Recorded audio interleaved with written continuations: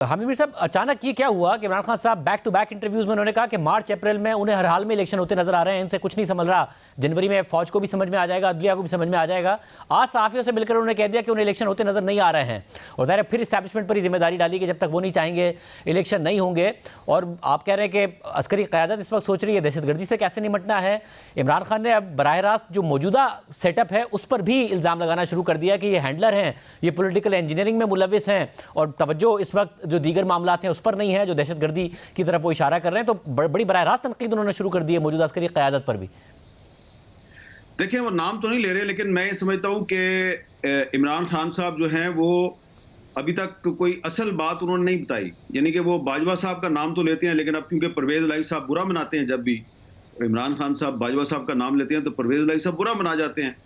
तो परवेज इलाही साहब का दिल रखने के लिए या किसी मजबूरी के आलम में या परवेज इलाही साहब के दबाव में आके अब इमरान खान साहब आजकल बाजवा साहब का नाम नहीं ले रहे, वो एस्टेब्लिशमेंट का नाम लेते हैं। लेकिन मैं आपको ये बता दूं शाहजेब साहब के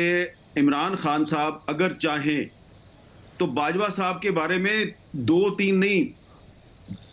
5-6 ऐसी बातें बता सकते हैं कि जिससे मुल्क में बहुत बड़ा तूफान बर्पा हो सकता है, लेकिन वो नहीं बता रहे, असल बात तो बताते नहीं। इसी तरह शहबाज शरीफ साहब जो हैं वो भी नहीं बता रहे।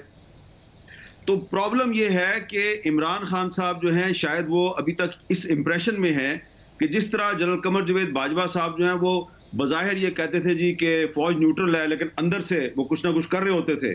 तो अभी भी वैसा ही हो रहा होगा।